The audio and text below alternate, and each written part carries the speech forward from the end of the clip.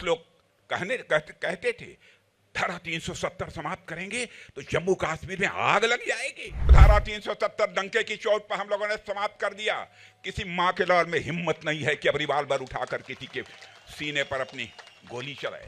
मैं आपसे पूछना चाहता हूं, क्या चाहते हैं आपकी धारा 370 जो समाप्त हुई वह बहाल हो जाए, या किसी के पास कलेजा नहीं है बहनों भाइयों के अब धारा 370 को यहां पर बहाल कर सके। जम्मू कश्मीर के बारे में सारी दुनिया में धारणा बदल चुकी है।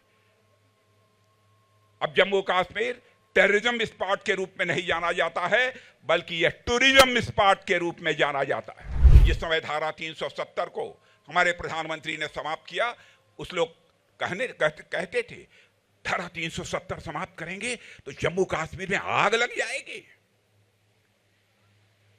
बहनों भाइयों, धारा 370 डंके की चोट पर हम लोगों ने समाप्त कर दिया। किसी मां के लाल में हिम्मत नहीं है कि अब रिवाल्वर उठाकर किसी के सीने पर अपनी गोली चलाए। लेकिन कांग्रेस पार्टी जिस नेशनल कॉन्फ्रेंस के साथ गठबंधन कर रखा है, उस नेशनल कॉन्फ्रेंस ने अपने चुनावी घोषणा पत्र में कहा है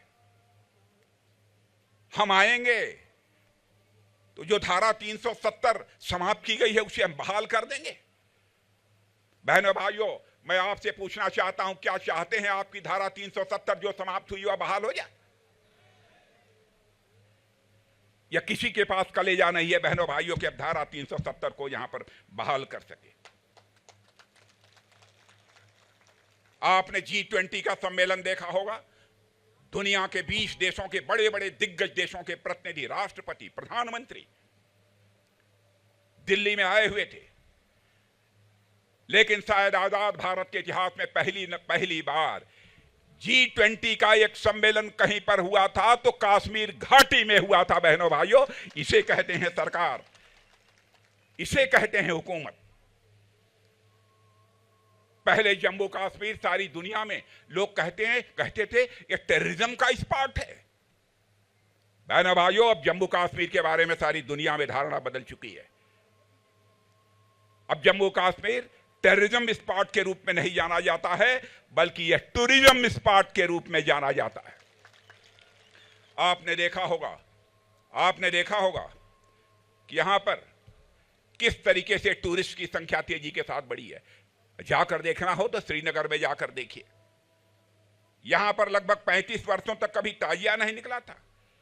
रेल कनेक्टिविटी हो, रोड कनेक्टिविटी हो, इंफ्रास्ट्रक्चर हो, इन सब का कितनी तेजी के साथ विकास हुआ। और बॉर्डर के जो अंतिम गांव हैं, जिनकी बराबर उपेक्षा होती रही है, मैं भारत का रक्षा मंत्री होने के नाते मैं कहना चाहता हूं बहनों भाइयों, हम लोगों ने अपने प्रधानमंत्री के नेतृत्व में यह फैसला किया है कि बॉर्डर के पास का जो अंतिम गांव होगा, अब वह इस देश का अंतिम गांव नहीं कहा जाएगा, बल्कि इस देश का पहला गांव कहा जाएगा। बहनों भाइयों, उस बॉर्डर के गांवों का भी हम तेजी के साथ विकास करेंगे। जम्मू कश्मीर जाने में पहले 12 से 14 घंटे लगते थे।